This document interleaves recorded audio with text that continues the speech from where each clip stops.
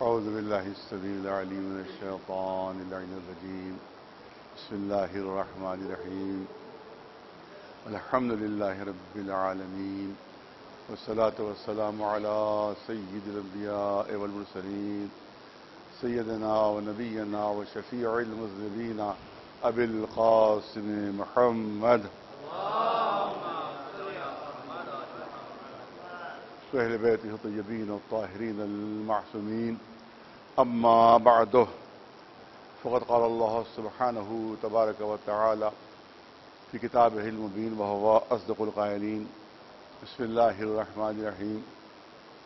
وجعلناهم أئمة يهدون بأمرنا وأوحينا إليهم فعل الخيرات وإقام الصلاة وإيتاء الزكاة وكانوا لنا عابدين. صلوات بھیجیں محمد. ظاہر آپ حضرات جو اس مجلس کے ناظرین ہیں اور سامعین ہیں، ان کو معلوم ہے کہ ایک ہنگامی حالات میں یہ مجلس جو ہے منعقد ہو رہی ہے. تو پہلے تو حکومت کی طرف سے سختی سے پابندی ہو گئی تھی، کسی امام باڑے میں بھی مجلس منعقد نہیں ہوگی، گھروں میں ہوں گی. لیکن بہرحال جب ہم نے اس پر احتجاج کیا تو ہمارے احتجاج کو مانا گیا اور تسلیم کیا گیا، اور ہمارا تو مطالبہ یہ تھا کہ کم از کم 25-30 افراد تو ہوں کہ جو اس مجلسوں میں شرکت کریں تاکہ اس کی ایک مجلس کی شکل ہو سکی. لیکن حکومت نے عذر کیا کہ بھئی اپنے جو اور دوسرے مذاہب ہیں وہاں بھی اگر کوئی پروگرام اگر ہوتا بھی ہے ان کے یہاں تو 5 سے زیادہ اجازت نہیں دی. یہاں تک کہ نماز کے لیے بھی ان کا 5 کی ہم نے اجازت دی ہے. لہذا ان مجلسوں میں بھی اگر اجازت ہوگی تو 5 سے زیادہ کی نہیں ہوگی. بہرحال ہماری شرط یہ تھی کہ جو مجلسیں آن لائن جائیں، مین جو مجلسیں ہوتی ہیں جیسے لکھنؤ کی جو خاص بڑی مجلسیں ہوتی ہیں جس کو بڑی مجلسیں کہا جاتا ہے، تو ہر مجلس ہی بڑی ہے لیکن ان کو عرف عام میں بڑی مجلس کہا جاتا ہے، وہ اب گھروں سے اگر ہوئی تو پھر وہ امام باڑے کی مجلس تو نہیں کہلائے گی. اگر میرے گھر میں اگر وہ مجلس وہاں سے نشر ہو گئی تو یہ تو نہیں کہا جائے کہ امام باڑے فرماب کی مجلس ہے. تو جو امام باڑے فرماب کی مجلس ہے تو فرماب ہی میں منعقد ہونا چاہیے، وہیں سے نشر ہونا چاہیے، وہیں سے آن لائن جانا چاہیے. چاہے آپ اکیلے کیوں نہ اجازت دیں مجھے کہ میں اکیلے وہاں پڑھوں، لیکن ہو امام باڑے سے ہی. گھر سے مجلسیں جو ہو رہی ہیں وہ الگ چیز ہے، لیکن اگر اس امام باڑے کی مجلس جائے تو امام باڑے سے ہی جائے، چاہے مجھ کو اکیلا کیوں نہ اس میں پڑھنا پڑے. تو لہذا بہرحال اتنی اجازت ہمیں ملی ہے، لہذا اس کی ہم کو پابندی کرنا ہے. جو ہم نے وعدہ کر لیا ہے اس کی پابندی ہمیں کرنا ہے. لہذا عوام سے ہماری گزارش یہی ہے، پبلک سے گزارش یہی، مومنین سے گزارش یہی ہے کہ وہ آن لائن اس مجلس کو سنیں اور امام باڑے میں آنے کی زحمت نہ کریں. کیونکہ اگر امام باڑے میں آئے یہاں مجمع ہوا تو جو اجازت ملی ہمیں وہ ہو سکتا ہے اس کو خطرے میں آ جائے گی کہ صاحب آپ نے اپنا وعدہ پورا نہیں کیا. 5 کی ہم نے اجازت دی تھی اور آپ کے فرض کیجیے 500 جمع ہو گئے، 1000 جمع ہو گئے، تو ہو سکتا ہے کہ جو ہماری محنت ہے اسی کے اوپر بھی پانی پھر جائے. اور جو ہماری مصلحت ہے کہ امام باڑے ہی سے آن لائن مجلسیں جائیں، وہ بات جو ہے وہ ختم ہو گئی اور اس کا پھر ہم گھروں کے اندر سے. تو لہذا گزارش ہے عوام سے، ہماری پبلک سے، مومنین سے کہ وہ گھروں آن لائن جا رہی ہے مجلس، لائیو جا رہی ہے مجلس، اس کو گھروں ہی میں سنیں. انشاءاللہ ثواب ان کو پورا ملے گا. انشاءاللہ شہزادی فاطمہ زہرا سلام اللہ علیہا پورا ان کے ثواب عطا کریں گی، کیونکہ ایک آنسو کا قطرہ بھی چاہے تنہائی میں کیوں نہ بہہ جائے. ایک آنسو ضروری نہیں ہے کہ مجمع ہو تو مجلس ہو، بلکہ مجلس کا مطلب یہ کہ ایک آنسو کا قطرہ بھی غم حسین، امام حسین میں اگر بہ جائے تو وہی ہماری جنت کا ضامن بن جاتا ہے. ضروری نہیں کہ ہم وہاں بڑے مجمع کے ساتھ شریک ہوں تبھی ہمیں جنت ملے گی. نہیں، خلوص ہونا چاہیے اور جو ہے وہ لگاؤ ہونا چاہیے، دلی تعلق ہونا چاہیے، ثواب اس کا ہوتا ہے.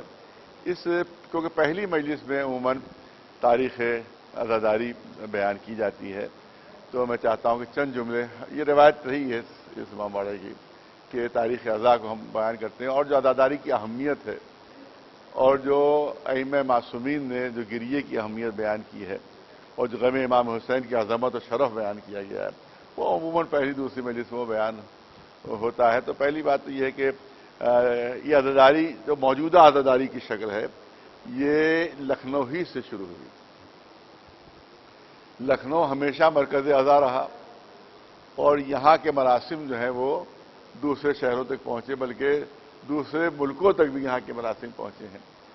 پہلے لکھنؤ میں جب تک جناب غفرمآب رحمۃ اللہ، دلدار علی کا نام تھا، جناب غفرمآب بعد میں ان کو دیا گیا لقب، وہ جو ہے وہ نصیر آباد کے رہنے والے رائے بریلی، وہ یہاں پر تشریف لائے۔ وہاں پر ان کو غیبی آواز تک پہنچی کہ دلدار علی جاؤ اور علم حاصل کرو۔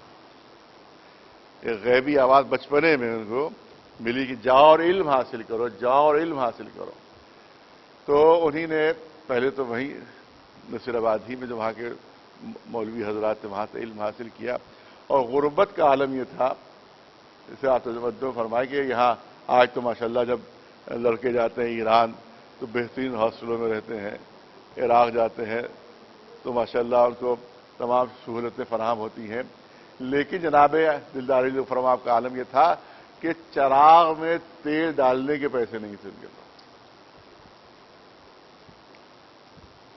دیکھیے اس سے ہم ایک طلاب کے لیے بھی ایک بہت بڑا درس اس میں ہے، اور طالب علم جو ہے ان کے لیے بہت بڑا درس، اس لیے میں یہ واقعہ پیش کر رہا ہوں کہ ان کے پاس اتنا رقم نہیں ہوتی تھی، اتنا کہ چراغ کے اندر تیل ڈلوا سکیں اور پڑھ سکیں۔ تو وہ جاتے تھے کہیں دکان پر بیٹھ گئے جہاں چراغ جل رہا ہوتا تھا، وہاں بیٹھ کر انہوں نے اپنی کتاب کھولی اور پڑھنا شروع کر دیا۔ جب دکان بند ہونے لگی، اب رات میں وہی ظاہر ہے کہ پوری رات تو دکان کھلی نہیں رہے گی، وہ 9-10 بجے جب بھی وہ بند کرتا تھا وہ بند ہونے لگی تو انہوں نے اپنی کتابوں کو سمیٹا۔ کبھی کبھی ایسا ہوتا تھا کہ کوئی بارات جا رہی ہے تو بارات کے ساتھ روشنی کا نظام ہوتا ہے، تو اس سے آپ ان کی کنسنٹریشن بھی دیکھیے ان کا۔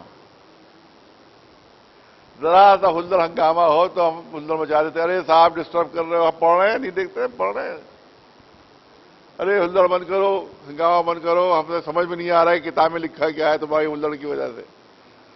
اور ظاہر ہے جب بارات جا رہی ہے تو شور بھی ہے، ہنگامہ بھی ہے، اس روشنی کے ساتھ ساتھ چلتے ہوئے میلوں چلے جاتے تھے۔ مثلا ایک گاؤں سے دوسرے گاؤں میں بارات جا رہی، 10 کلومیٹر 10 میل کا فاصلہ وہاں پر، معلومات 10 میل تک پیدل کتاب پڑھتے ہوئے ساتھ ساتھ یوں علم حاصل کیا،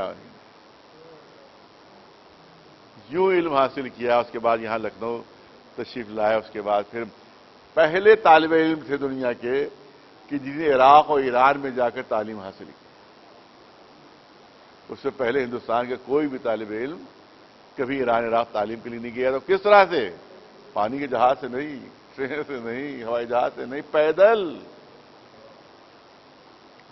سنیں آج کے طلاب، آج کے طالب علم سنیں آج کہ پیدل عراق گئے، پیدل سفر، جنگلوں میں سفر، صحراؤں میں سفر، جہاں جہاں دریا تھے وہاں پر دریا میں وہ چھوٹی چھوٹی کشتیوں سے وہ دریا انہوں نے پار کیا، بڑے بڑے جہاز بھی زمانے میں نہیں تھے ایسے۔ اس کے بعد عراق میں انہوں نے تعلیم حاصل کی، بھی ایران تشریف لے گئے اسی طرح سے پیدل، ایران کے علماء سے قصب فیض کیا انہوں نے، اور اس کے بعد واپس یہاں آئے، یہاں کے جہالت کے گھٹا ٹوپ اندھیروں میں واپس آئے، وہاں کا نورانی ماحول چھوڑ کر، وہاں کا علمی ماحول چھوڑ کر یہاں کے جہالت کے اندھیروں میں آئے تاکہ وہاں سے علم کا نور لے اور یہاں اندھیرے میں روشنی پھیلائے۔ صلوات بھیجے محمد۔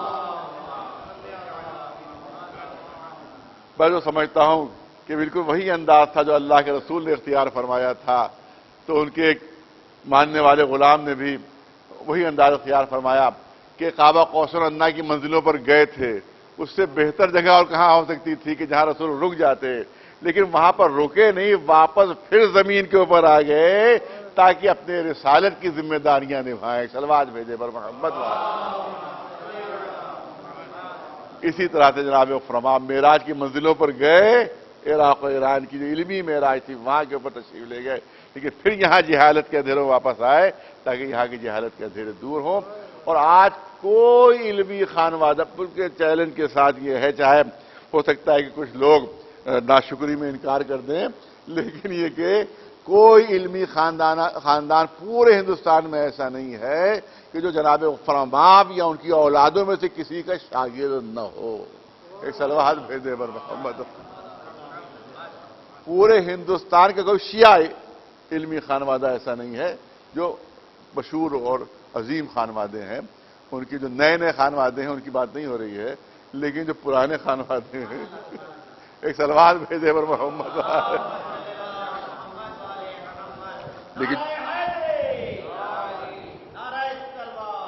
لیکن جو پرانے اور قدیم اور علمی خانوادے لفظوں پر غور ہے، فکر رہے کہ جو علمی خانوادے ہیں ان میں سے کوئی خانوادہ ایسا نہیں کہ جس کے سلسلہ شاگردی یا جناب فرماب سے ملے یا ان کے کسی اولاد سے نہ ملے. یہ ایک بہت بڑی خصوصیت ہے جو حاصل ہوئی. اور ہندوستان اور پاکستان کے پہلے مجتہد، اس زمانے میں تو پاکستان تھا ہی نہیں، وہ تو اب بنا. اس زمانے تو سب ایک تھا، اور بھی ملک بھی ایک تھے. برما بھی اس زمانے میں ایک تھا، سری لنکا بھی اسی میں شامل تھا، برما بھی یہی ہندوستان میں شامل تھا. تو یہ ہندوستان جو تھا اس زمانے میں اس سے 3 گنا زیادہ تھا. تو پورے اتنے عظیم ہندوستان میں پہلا جو مجتہد جو عراق و ایران سے تعلیم حاصل جس نے کی اور یہاں کا علم کا نور پھیلایا اور یہاں کے اوپر جو ہے انہوں نے مدرسے قائم کیے، اس کا نام ہے سید دلدار علی فرماب رحمۃ اللہ علیہ. صلوات بھیجیں بر محمد. تو علمی خدمتیں. اس کے بعد دوسری جو عظیم خدمت ان کی ہے وہ عزاداری ہے. عظیم خدمت جو پہلے یہاں عزاداری تھی، اہل سنت حضرات عزاداری یہاں مناتے تھے. شیعہ تھے تقیہ میں رہتے تھے، چھپے رہتے تھے. اپنے ہمت نہیں تھی کہ وہ اپنے کو شیعہ کہہ سکے. پورے ہندوستان میں کوئی نماز جماعت نہیں تھی شیعوں کی. تاریخ اٹھائیے، میری زبان پر بھروسہ نہ کیجیے، میری بات پر بھروسہ نہیں کیجیے، تاریخ اٹھا لیجیے. پورے ہندوستان میں یہ جمعہ نہیں، تو کہتے جمعہ نہیں، جماعت بھی نہیں ہوتی تھی. کیونکہ شیعہ اپنے کو شیعہ کہتے ہی نہیں تھا، ہمت ہی نہیں تھی کہ شیعہ اپنے کو شیعہ کہہ سکے. تو لہذا کوئی جماعت بھی نہیں ہوتی تھی. لوگ کہتے وہاں حیدرآباد سائڈ میں ہوتی تھی، نہیں وہاں بھی نہیں ہوتی تھی شیعہ جماعت، وہاں بھی شیعہ جماعت نہیں ہوتی تھی. تاریخ دیکھ لیجیے آپ. حالانکہ شیعہ حکومت تھی وہاں، مگر پھر بھی وہاں امامت جو کرتے تھے وہ سنی امام کرتا تھا. تو وہاں بھی شیعہ امامت نہیں کرتا، پڑھتے تھے ساتھ میں، لیکن کہ امام جو ہوتا تھا وہ اہل سنت ہوتا تھا. یہ قطب شاہی حکومت میں بھی آپ تاریخ میں دیکھ لیں. پہلی مرتبہ جو شیعوں کی امام جماعت قائم ہوئی، وہ نماز جماعت قائم ہوئی، وہ جناب دلدار علی وہ فرماب نے قائم کی. پہلا کتب خانہ، شیعہ کتب خانہ ہندوستان میں انہی نے ہی قائم فرمایا. اور پہلا جو مدرسہ تھا وہ بھی انہی نے قائم فرمایا. اور پہلے عزاداری جتنی بھی ہوتی تھی وہ اہل سنت حضرات کی طرح سے ہوتی تھی، جیسے ڈھول تاشے واشے سب اسی میں شیعہ بھی شریک ہو جاتے تھے. یہ جتنے رسوم اعضاء ہیں، یہ تابوت ہے، یہ ذوالجناح ہے، یہ علم ہے، یہ تمام چیزیں انٹروڈیوس کی جناب دلدار علی فرماب علیہ الرحمٰن ہے. صلوات بھیجے بر محمد والا.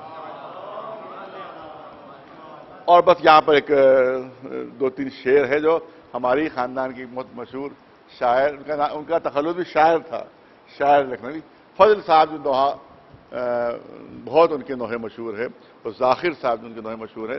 تو یہ ذاخر صاحب کے فرزند تھے اور فضل صاحب کے بڑے بھائی تھے. تو انہی نے تاریخ عزاداری لکھی ہے، اس میں انہی نے اور منظوم تاریخ لکھی ہے. اس میں یہاں خاندان فرماب کے سلسلے میں انہی نے کچھ شعر لکھی. یہ 70-80 سال پہلے کی یہ ہے اشعار. اسی لحاظ سے آپ دیکھ لیں کہ اس میں وہ لکھتے ہیں کہ 150 سال سے یکساں ثمر افشاں ہے یہ باغ. یہ 70 سال پہلے کی بات ہے. 150 سال سے یکساں ثمر افشاں ہے یہ باغ، بزم و ساقی تو بدلتے رہے بدلا نہ ایاغ. توجہ ہے. بزم و ساقی تو بدلتے رہے بدلا نہ ایاغ، اور نہ کبھی اپنے پرایوں سے دبے اپنے دماغ، روشنی لیتے رہے میرے چراغوں سے چراغ. روشنی خاندانی چاہت ان کا تعلق تھا، لہذا وہ کہہ رہے ہیں کہ روشنی لیتے رہے میرے چراغوں سے چراغ، یعنی جتنے چراغ علم کے جلے ہیں وہ اسی ایک چراغ ہی سے روشن ہوئے ہیں، اور اس چراغ کا نام ہے دلدار فرام آپ۔ روشنی لیتے رہے میرے چراغوں سے چراغ۔ اور اس کے بعد جب یہاں پر مقدمہ ہوا تھا اور بعض وہابی لوگوں نے کہا تھا کہ یہ بلا فصل جو خلیفہ بلا فصل جو اذان میں کہا جاتا ہے وہ نہیں کہا جائے، اس سے ہماری دل آزاری ہوتی ہے، تو جناب ابراہیم جو پوتے تھے، علامہ آیت اللہ ابراہیم جو جناب فرماپ کے پوتے تھے، یہ پوتے تھے، تو انہی نے مقدمہ لڑا اس سلسلے میں اور مقدمہ جیتے، اور آج جو آواز بلا فصل آ رہی ہے اذانوں میں، اسی مقدمے کے جیتنے کے بعد سے کھلے عام یہ خلیفہ بلا فصل کی آواز جو ہے اذانوں میں آج آ رہی ہے، ورنہ اگر یہ مقدمہ ہار گئے ہوتے تو آج اذانوں میں خلیفہ بلا فصل ہم لوگ نہ کہہ رہے ہوتے۔ تو اس کو وہ کہتے یہ ہے کہ یہ بھی کہہ دوں کہ شرف میرا رہے گا کب تک، یہ بھی کہہ دوں کہ شرف میرا رہے گا کب تک، آئے آواز بلا فصل اذاں میں جب تک۔ ایک سلوات بھیجے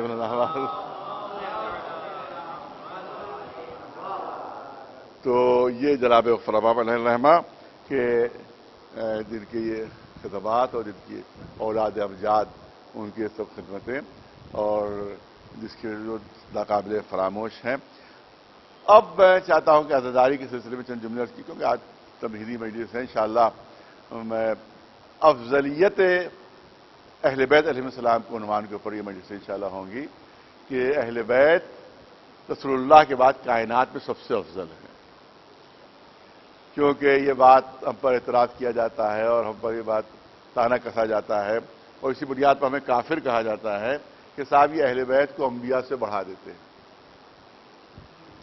اہل بیت کو انبیاء سے بڑھا دیتے ہیں، لہذا یہ مسلمان نہیں ہے، اسلام سے خارج ہے۔ لہذا ہمیں قرآن مجید کی دلیل بھی پیش کرنا ہے اور احادیث بھی پیش کرنا ہے کہ ہم بڑھا نہیں دیتے ہیں بلکہ وہ بڑھے ہوئے ہیں، ہم ان کو بڑھاوا مانتے ہیں۔ ایک سلوات بھیجے ہمیں نہ کسی کو بڑھانے کا حق حاصل ہے نہ ہمیں کسی کو گھٹانے کا حق حاصل ہے، ہمیں صرف اتنا حق حاصل ہے کہ جو جیسا ہے اسے ویسا مانے ہیں، جو بڑھا ہوا ہے اسے بڑھا ہوا مانتے ہیں، جو گھٹا ہوا ہے اسے گھٹا ہوا مانتے ہیں۔ ایک سلوات بھیج دے برن آواز۔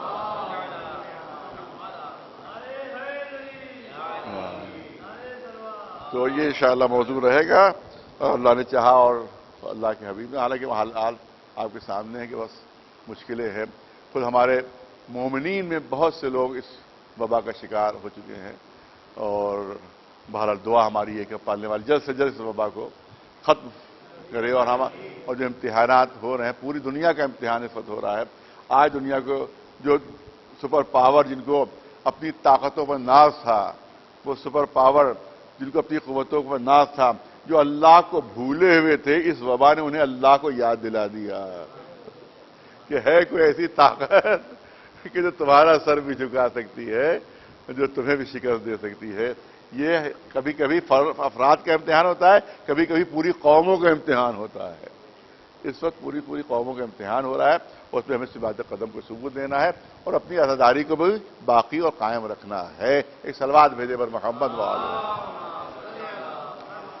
نہیں میں معذرت چاہتا ہوں، میں نے جملہ غلط استعمال کر دیا، بے خیالی میں جملہ غلط استعمال کیا کہ ہمیں عزاداری کو باقی رکھنا ہے، ہمیں عزاداری کو قائم کرنا ہے۔ یہ میں نے جملہ غلط استعمال، معذرت چاہتا ہوں، میں معافی چاہتا ہوں کہ میں نے جملہ غلط استعمال کر دیا کہ ہمیں عزاداری کو باقی رکھنا ہے، عزاداری کو ہمیں زندہ رکھنا نہیں، معاملہ برعکس ہے، ہم نے عزاداری کو زندہ نہیں رکھا ہے، عزاداری نے ہمیں زندہ رکھا ہے۔ ایک سلوات بھیجیں اور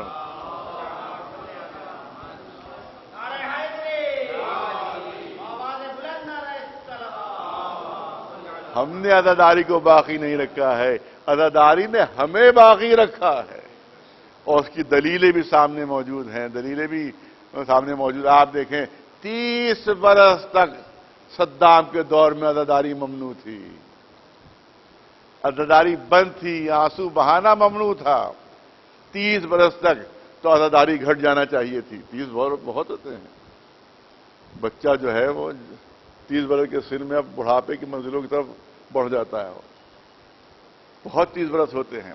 تو 30 برس کے بعد جب صدام منحوس ہوا سے قتل ہوا اور ختم ہوا، تو اب عزاداری گھٹ جانا چاہیے تھی، عزاداری کم ہو جانا چاہیے تھی۔ لیکن آپ دیکھیں گے کیا ہوا، پہلے سال جو عاشور ہوا تو 60 لاکھ کا مجمع، دوسرا سال جو عاشور ہوا تو 80 لاکھ کا مجمع، پھر جو عاشور ہوا تو 1 کروڑ۔ اب معلوم ہے کوئی گن ہی نہیں پا رہا ہے کتنے کروڑ آ رہے ہیں۔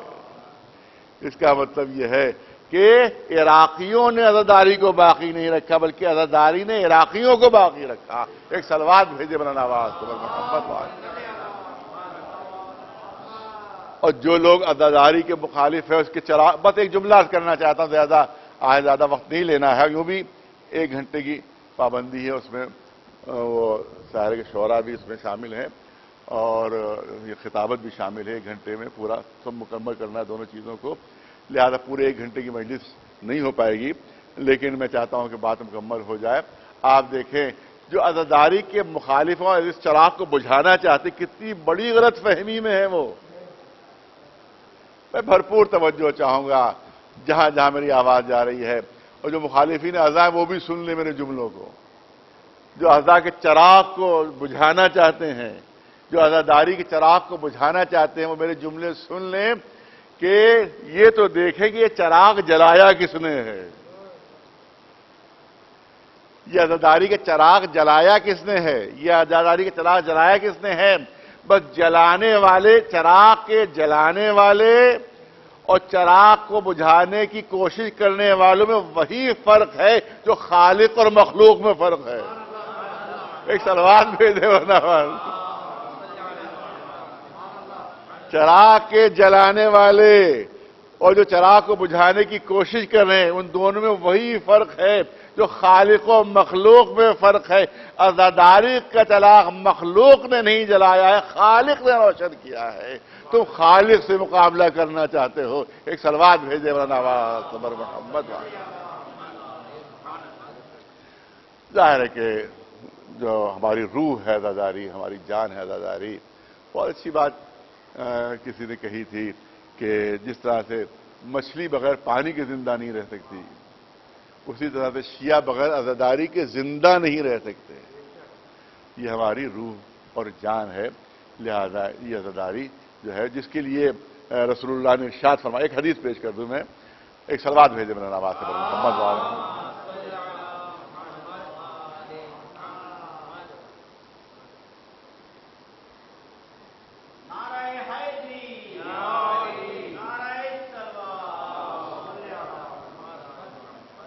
اِنَّا لِقَتْلِ الْحُسَيْنِ حَرَارَةً فِي قُلُوبِ الْمُؤْمِنِينَ لَن تَبْرُدَ أَبَدًا۔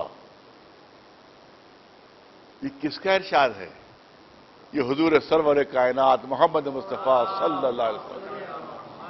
آج تبیدی مجلس ہے، لہذا آج اسی سلسلے کی گفتگو ہوگی کہ یہ رسول اللہ کا ارشاد ہے کہ اِنَّا لِقَتْلِ الْحُسَيْنِ حَرَارَةً فِي قُلُوبِ الْمُؤْمِنِينَ، میرے بچے حسین کی شہادت سے وہ حرارت پیدا ہوگی، وہ گرمی پیدا ہوگی جو قیامت تک ٹھنڈی نہیں ہو سکتی،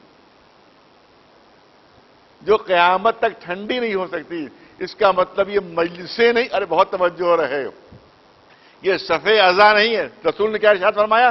قیامت تک یہ گرمی، یہ حرارت ٹھنڈی نہیں ہو سکتی۔ تو یہ مجلسیں نہیں ہیں، یہ فرش اعضاء نہیں ہے، یہ عزاداری نہیں ہے، بلکہ ایک سچے رسول کی صداقت کا ثبوت ہے۔ ایک سلوات بھیجے مولانا نواز صبر محمد والا۔ اور لفظ اب یہاں کے اوپر کہا جاتا ہے کہ صاحب یہ غم حسین منانے کا فلسفہ کیا ہے، تو ایک جملے میں پیش کر دینا چاہتا ہوں ان لوگوں کے لیے کہتے ہیں کیوں آنسو بہا رہے ہو، کیوں رو رہے ہو، معذاللہ کیوں وقت ضائع کر رہے ہو، ارے کوئی دوسرا کام کرو، تبلیغ کرو، فلسفہ بیان کرو اسلام کا، اور قرآن مجید کی تلاوت کرو۔ یہ سب کیا ذکر حسین ہو رہا ہے، صرف کیا فائدہ ہے؟ یہ غم حسین سے کیا فائدہ ہے؟ یہ آنسو بہانے سے کیا فائدہ ہے؟ اور توجہ رجوع کرنا چاہتا ہوں، رسول اللہ کے اس ارشاد سے ہمیں مدد مل گئی، رسول اللہ کے ارشاد سے ہمیں مدد مل گئی. رسول نے فرمایا کہ قتل حسین سے حرارت، گرمی پیدا ہوتی ہے دلوں میں حرارت پیدا ہوتی ہے، دلوں میں تپش پیدا ہوتی ہے. آپ دیکھیں کہ لوہا ہمارے سامنے اگر ہو، ہم اس کو لاکھ ٹھوک کے پیٹیں مگر وہ ٹوٹ تو جائے گا، ٹوٹ کر بکھر تو جائے گا، مگر ہمارے مطلب کی شکل نہیں بن پائے گی. ایک لوہے کا ٹکڑا ہمارے سامنے ہے، ہم نے ہتھوڑی لے کر اس کو پیٹنا شروع کیا، وہ ٹیڑھا ہو جائے گا، ٹوٹ جائے گا، مگر ہم کو جو شکل اس کو دینا چاہتے ہیں وہ شکل اس کو نہیں مل پائے گی. اگر اس کو شکل اپنے مقصد کے مطابق دینا ہے تو اس کو گرم کرنا پڑے گا، اسے حرارت پہنچانا پڑے گی، اسے تپش پہنچانا پڑے گی. جب وہ گرمی سے نرم ہو جائے گا تب ہم جو شکل دینا چاہے اس کو شکل دے سکتے ہیں. لہذا جو دل پتھر ہے، جو سخت ہیں، پہلے غم حسین کی حرارت سے ان دلوں کو ہم نرم کرتے ہیں، پھر اصلاح کرتے ہیں ان کی. ایک صلوات بھیجے بلند آواز صبر محمد، ایک صلوات بلند آواز صبر محمد وآل محمد. بس ایک حدیث ہمارے 8ویں امام بلکہ 6ٹھے امام امام جعفر صادق علیہ السلام. بہت سی حدیثیں ہیں ہمارے یہاں. کچھ شیعوں میں بھی ایسے وہابی فکر کے پیدا ہو گئے، صاحب جلسہ ہونا چاہیے، سیمینارز ہونا چاہیے، سیمینارز ہونا چاہیے. معلوم بڑے بڑے حال ہیں وہاں سیمینارز ہو رہے ہیں. ارے صاحب مجلسیں کیا سیمینار ہو. ایک ہمارے پڑوسی ملک میں بھی ایک مولانا ہے، وہ بھی اسی بات کے قائل ہیں کہ صاحب سیمینارز ہونا چاہیے، سب ہونا چاہیے، سب مجلسیں اور ماتم اور یہ رونا اور یہ تمام تبرکات، یہ سب چیزیں یہ معذلہ سب بیکار کی چیزیں ہیں. یہ وہ ان کا اپنا نظریہ ہے، ان کا یہ ہے. تو اب سنیے امام کا قول. امام نے دیبل خدائی آتے ہیں ان کے، دیبل نے مرثیہ پڑھا. امام چیخیں مار کر رو رہے ہیں، چیخیں مار کر رو رہے ہیں. اس کے بعد امام نے ارشاد فرمایا پردہ ڈالا جائے. پردہ ڈالا گیا، خواتین آئیں بیٹھی کہ اے دیبل دوبارہ یہی مرثیہ پڑھو، یہی مرثیہ دوبارہ پڑھو. دیبل نے پھر دوبارہ وہی مرثیہ پڑھا. خواتین کی چیخوں کی آوازیں بلند ہو گئیں، ان کے گریے کی آوازیں بلند ہو گئیں. اے دیبل خدا تم پر رحمت نازل کرے. اسی طرح سے ہماری نصرت کرتے رہنا، اسی طرح سے ہماری مدد کرتے رہنا. نہیں آپ نے توجہ نہیں فرمائی. کون سی مدد کی دیبل نے؟ تلوار لے کر جنگ کی؟ کہیں پہ جہاد کیا انہوں نے؟ کیا کیا؟ مرثیہ امام حسین سنایا. مرثیہ امام، ذکر امام حسین، ذکر امام حسین. چھٹے امام سند دیتے ہیں. بہت توجہ رہے بچوں جوانوں تک. پہلی مرتبہ شاید میں اس طرح کے جملے پیش کر رہا ہوں کہ امام نے فرمایا کہ اسی دیبل سے جب مرثیہ سنا چکے، جنگ لڑ رہے تھے، کوئی وہ جہاد کر رہے تھے کسی قسم کا کچھ، امام نے ارشاد فرمایا اے دیبل اسی طرح سے ہماری نصرت اور مدد کرتے رہنا. اس کا مطلب یہ ہے یہ مجلسیں، یہ ماتم، یہ عزاداری، یہ ذکر کربلا جو ہے یہ صرف ذکر نہیں ہے بلکہ اہل بیت کی نصرت کا جو ہے سرد ہم حاصل کر رہے ہیں، اور امام ہم کو اپنا ناصر اور مددگار بتا رہے ہیں. ایک صلوات بھیجے بلند آواز. امام کا ارشاد کہ تمہارے آنکھوں سے جو آنسو بہتے ہیں وہ تمہارے گناہوں کا مداوع بن جاتے ہیں. تمہارے گناہ اس سے مٹتے ہیں جو آنسو بہتے ہیں. اور یہ آنسو وہ ہیں جو آپ یاد رکھیں. پہلے معصوم، بات کو مکمل کر رہا ہوں، پہلے معصوم سے لے کر آخری معصوم تک کوئی ایسا نہیں ہے کہ اس نے غم امام حسین منایا نہ ہو. دیکھیے بہت بڑا جملہ ہے. پہلے معصوم سے لے کر پہلا معصوم کون تھا؟ پہلا معصوم کون تھا؟ جناب آدم. پہلے معصوم جناب آدم، و آخری معصوم ہمارے امام زمانہ علیہ السلام. پہلے معصوم سے آخری معصوم تک کوئی معصوم ایسا نہیں ہے کہ جس نے مجلس حسین بپا نہ کی ہو، جس نے غم امام حسین نہ منایا ہو۔ پہلا معصوم جناب آدم، آخری معصوم ہمارا 12واں، وہ بھی غم منا رہے ہیں، وہ بھی صف عزا بچھا رہے ہیں، اور ہمارا آخری معصوم جو ہے وہ بھی صف عزا، اور آخری معصوم سے لے کر آج تک کا ہر مرجع جو نائب امام کہلاتا ہے، جس نے مجلسیں بپا نہ کی ہوں، جس نے ماتم نہ کیا ہو، جس نے گریہ نہ کیا ہو، یہاں تک کہ ان کا آیت اللہ امام خامنئی نے عاشورہ نام کی کوئی کتاب میں ایک دم ذہن سے نام نکل گیا، اس میں آپ نے تحریر فرمایا ہے کہ افضل اعمال ہے گریہ امام حسین، افضل الاعمال گریہ امام حسین، تو حسین کی مصیبت پر رونا یہ افضل اعمال ہے، اور ہم کیا روئیں گے کہ جیسا ہمارا آخری امام رو رہا ہے۔ ہم تو وقتی ادادار ہیں، ہم تو وقتی ادادار ہے، اور ہمارا امام ہم وقت ادادار ہے۔ ہم تو محرم آتا ہے صف عزا بچھا لیتے ہیں، کسی امام کی شہادت ہوتی ہے صف عزا بچھ جاتی ہے، ہمارے یہاں کوئی موت ہو جاتی ہے ہم اس کا ماتم نہیں کرتے، ہم کربلا والوں کا ماتم کرتے ہیں۔ کوئی جوان مر جائے اس جوان کا ماتم نہیں ہوتا، علی اکبر کا ماتم ہوتا ہے۔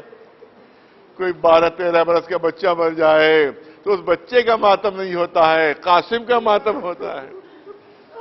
کوئی بزرگ مرے تو اس کا ماتم نہیں، حسین کا غم ہوتا ہے۔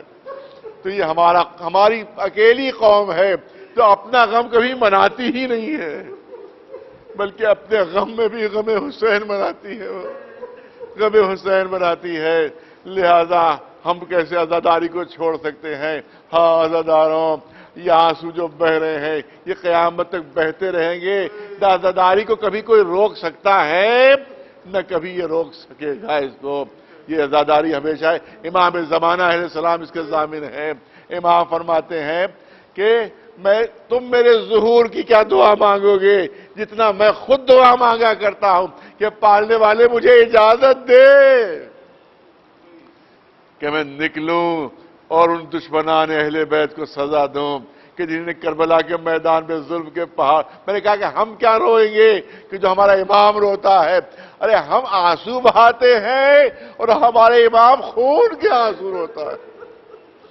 ہمیشہ آقا کے سامنے، ہمیشہ آقا کے سامنے وہ کرتا آویزہ رہتا ہے جو جس میں امام حسین پر آخری وقت تھا، وہ خون آلود کرتا جس میں ہزاروں تیروں کے نشانات، جس میں ہزاروں زخموں کے نشانات، وہ امام کے سامنے ہمیشہ رہتا ہے، اور آقا خون کے آنسو بہاتے ہیں۔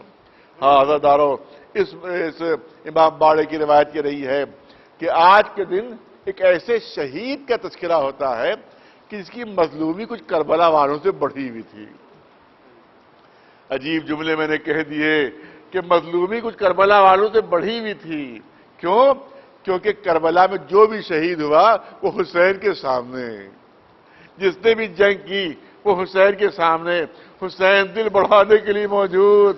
ہاں ایسے ہی حملہ ہوتا ہے، ہاں ایسے ہی جنگ لڑی جاتی ہے، لیکن ایک بہادر ایسا ہے جو ہزاروں میں اکیلا گھرا ہوا ہے، جس پہ سب دشمن ہے کوئی دوست نہیں، اس کا نام ہے مسلم۔ ہمارا وہ آقا جو کوفے میں ہمارے امام کا نائب بن کر پہنچ رہا ہے، لیکن کوفے والوں کی غداری آج بھی ضرب المثل ہے کہ 18,000 کوفیوں نے امام کے جناب مسلم کے ہاتھ پر بیعت کر لی تھی، لیکن جب ابن زیاد آتا ہے اور آ کر وہ اعلان کرتا ہے کہ یزید کا لشکر 1 لاکھ کا چل چکا ہے، لہذا اگر کسی نے بھی مسلم کا ساتھ دیا تو اس کے پورے خاندان کو تہہ کر دیا جائے گا، اس کے نام و نشان کو مٹا دیا جائے گا۔ کوفے والے خوفزدہ ہو گئے، کوفے والے ڈر گئے۔ ارے تاریخ میں جملے ہیں کہ جناب مسلم نے جب مغرب کی نماز شروع کی ہے تو مسجد بھری ہوئی تھی، لیکن جب عشاء کی نماز پڑھ کر مڑ کر دیکھا تو مسجد خالی تھی۔ کوئی موجود نہیں تھا۔ آقا مسجد سے باہر نکلے، دیکھا سارے دروازے بند ہیں، جس کا دروازہ کھٹکھٹاتے ہیں کوئی بھی دروازہ کھولنے کے لیے تیار نہیں ہے، راستوں سے واقف نہیں ہے، کوفے کی گلیوں میں بھٹک رہے ہیں۔ کافی رات گزر گئی، پیاس نے غلبہ کیا، پیاس کی شدت ہوئی، ایک دروازے کی چوکھٹ پر امام مولا بیٹھ گئے، جناب مسلم بیٹھ گئے۔ تاریخ میں منظر کشی اس طرح سے ہے کہ چوکھٹ پر اس طرح سے بیٹھے ہوئے تھے کہ دونوں کوہنیاں زانو پر تھیں اور دونوں ہتھیلیوں میں چہرہ چھپا ہوا تھا۔ اس طرح سے چوکھٹ پر بیٹھے ہوئے تھے۔ اتفاق سے یہ گھر ایک مومنہ کا تھا کہ جس کا نام طوعا۔ جیسے اس نے دروازے پر آہٹ سنی، وہ دروازے پہنچی، دروازہ کھولا تو دیکھا ایک شخص اس طرح سے بیٹھا ہوا ہے کہ اس کے ہتھیلیوں میں اس کا چہرہ ہے۔ کہا کون ہو؟ کہا مسافر ہوں۔ کیا بات ہے؟ کہا پیاسا ہوں، اگر آپ پانی پلا سکتی ہیں تو مجھے پانی پلا دیجئے۔ طوعا گھر کے اندر جاتی ہے، پانی لے کر آتی ہے، جناب مسلم نے پانی پیا، اس کے بعد اسی طرح سے بیٹھے ہوئے۔ اب طوعا کہتی ہے مسافر جلد سے جلد اپنے گھر چلا جا، کیونکہ ابن زیاد کا حکم ہے کہ کوئی گھر سے باہر نہ نکلے۔ اگر تمہیں فوجیوں نے دیکھ لیا، اگر سپاہیوں نے دیکھ لیا تو ہو سکتا ہے گرفتار ہو جاؤ، ہو سکتا ہے تمہیں اذیت پہنچے، لہذا جلدی سے اپنے گھر چلے جاؤ۔ لیکن جناب مسلم اسی طرح سے بیٹھے ہوئے۔ طوعا کہتی ہے میں تم سے کہہ رہی ہوں، تمہاری بھلائی کے لیے کہہ رہی ہوں، تمہاری اچھائی کے لیے کہہ رہی ہوں کہ اپنے گھر چلے جاؤ۔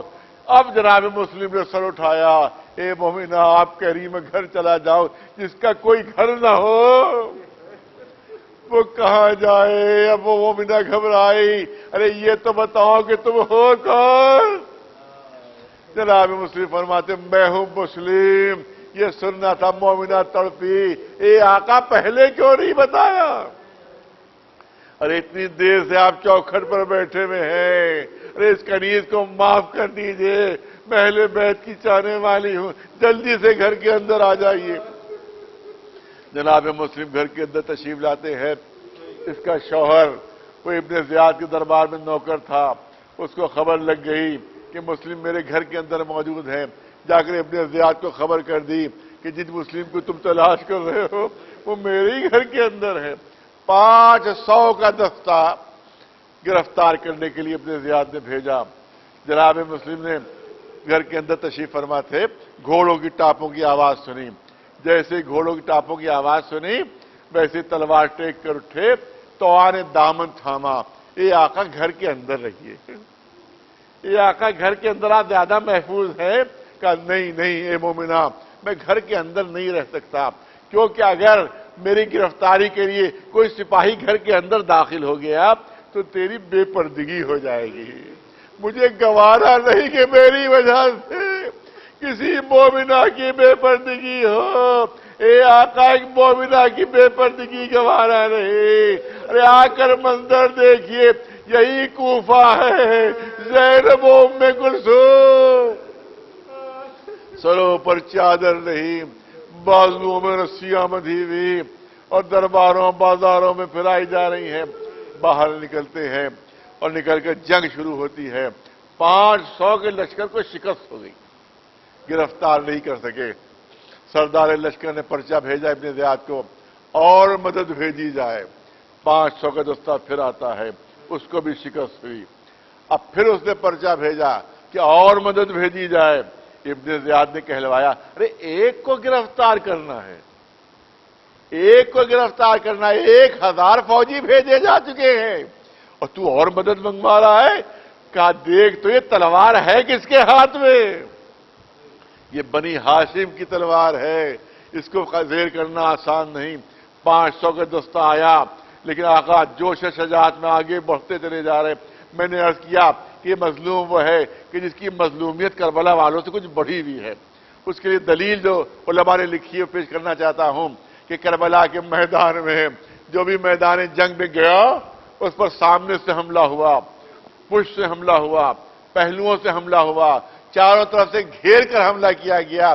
جناب مسلم پر چاروں طرف سے حملے ہو رہے تھے، چاروں طرف سے حملے ہو رہے تھے، مگر ایک سمت میں اضافہ تھا، ایک سمت بڑھی ہوئی تھی، ارے چاروں طرف سے بھی حملے ہو رہے تھے، اور زنان کوفہ چھتوں پر کھڑی ہوئی مسلم پر آگ برسا رہی تھی، مولا پر آگ برسا رہی تھی، مگر مسلم قابو میں نہیں آ رہے ہیں۔ آخر میں سازش کی جاتی ہے، ایک گڑھا کھودا گیا، گڑھے کو خس و خاشاک سے ڈھانپ دیا گیا تاکہ نظر نہ آئے۔ مولا جنگ کرتے ہوئے آگے بڑھتے جا رہے ہیں، گڑھا نظر نہیں آتا ہے، ایک دم سے اس پر پیر پڑا، مسلم اس گہرے گڑھے میں گر گئے، اوپر سے تلواروں سے، نیزوں سے، تیروں سے آقا کے جسم کو چھلنی کر دیا گیا۔ آقا زخمی ہو کر گرفتار ہوئے، دربار ابن زیاد میں آتے ہیں، آپ کا سر جھکا ہوا ہے، سینہ تنا ہوا ہے۔ کہا لوگوں نے، ارے تم نے امیر کو سلام نہیں کیا؟ جناب مسلم نے کہا کون امیر؟ کہ یہ ابن زیاد، کہ یہ امیر ہے میرا امیر حسین ہے۔ کہا اے مسلم تم قتل ہو جاؤ گے، تمہیں قتل کر دیا جائے گا۔ کہ نہیں، میں قتل ہونے پر تیار ہوں۔ روایت کہتی ہے جناب مسلم نے کہا مجھے کچھ تھوڑا سا پانی پلا دو، تھوڑا سا پانی پلا دو۔ پہلے تو آواز آتی نہیں مسلم تمہیں پانی نہیں ملے گا، تم پیاسے مارے جاؤ گے، تم کو پیاسا مار دیا جائے گا۔ لیکن ایک شخص کو رحم آ جاتا ہے، اس نے اپنے غلام سے کہا جاؤ اور مسلم کو پانی پلا دو۔ اس نے ایک جام آب لیا، جناب مسلم کے پاس پہنچا، لیجئے پانی پی لیجئے۔ جناب مسلم نے جیسے ہی پانی پینا چاہا، روایت کہتی ہے سر سے خون کی دھاریں بہ رہی تھی، سر سے خون کی دھاریں بہ رہی تھیں، وہ خون اس پانی میں شامل ہو گیا، لہذا وہ پانی پھینک دیا۔ اس غلام نے دوبارہ پانی بھر کر دیا، اور روایت کہتی جیسے پانی پینا چاہا، دانت زخمی تھے، دندان مبارک زخمی تھے، جیسے پانی پینا چاہا وہ دندان مبارک اس پانی میں گر گئے۔ اس کو پھینکا، بے ساختہ زبان پر آیا انا للہ و انا الیہ راجعون، شاید میری قسمت میں پانی پینا نہیں ہے۔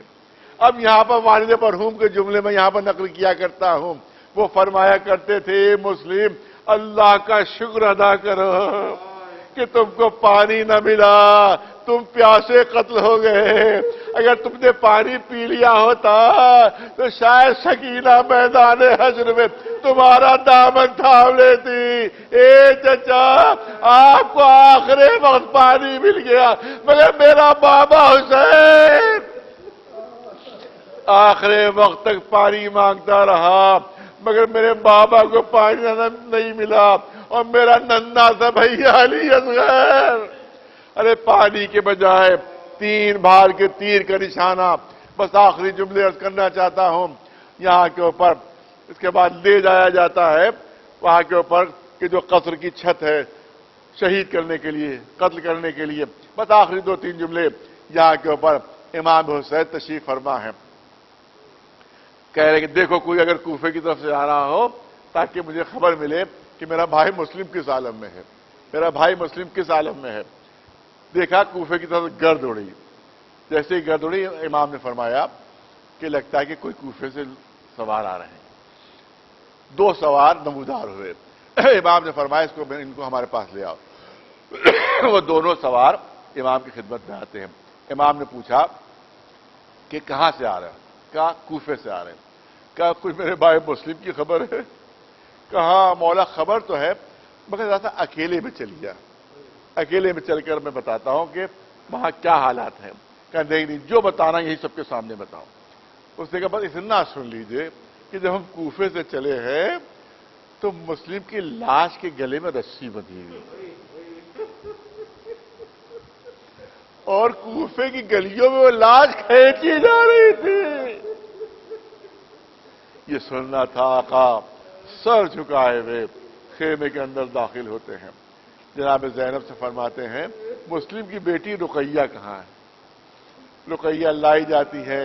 پہلی مرتبہ امام حسین نے سکینہ کو اپنی گود سے اتارا، رقیہ کو اپنی گود میں لے لیا۔ اس کے بعد فرماتے ہیں کہ میری بہن زینب راستے میں میں نے گوشوارے خریدے تھے، وہ گوشوارے کہاں ہیں؟ وہ گوشوارے لائے گئے، بچی گود میں بیٹھی ہوئی، حسین کی گود میں بیٹھی ہوئی۔ آقا نے گوشوارے لیے، اپنے ہاتھوں سے بچی کے کانوں میں گوشوارے پہنائے، سر پر ہاتھ پھیرنا شروع کیا۔ یہاں پر والد مرحوم فرماتے تھے کہ خانوادہ رسالت کی پلی ہوئی بچی اب جب امام حسین کے یہ انداز دیکھا، ارے گھبرا کر گود سے اتری، کہا چچا یہ بتائیے میرے بابا کی تو خیر ہے؟ امام نے فرمایا اے رقیہ تم یہ سوال کیوں کر رہی ہو؟ کہا اے چچا یہ رویہ جو آپ اختیار کر رہے آپ تو یتیموں سے اختیار کرتے ہیں، میرے بابا کی تو خیر ہے۔ کہا تمہارے بابا کوفے میں شہید ہو چکے ہیں۔ یہاں پر وہ فرماتے تھے کہ اے آقا رقیہ سے بہتر انداز اختیار کیجئے، مگر ذرا سکینہ کو سامنے سے ہٹا دیجئے۔ جب یہ بچی دیکھے گی کہ یتیموں سے اتنا اچھا سلوک ہوتا ہے، لیکن جب یہ کانوں میں آواز سنے گی اللہ قتل الحسین میں کربلا، تو تماچے مارے جا رہے ہیں، اس کے تازیانے لگائے جا رہے ہیں، بندے اس طرح سے کھینچے جاتے ہیں کہ کان کی لبیں سَيَعْلَمُ الَّذِينَ ظَلَمُوا أَيَّ مُنْقَلَبٍ يَنقَلِبُونَ۔ ماتم حسین یا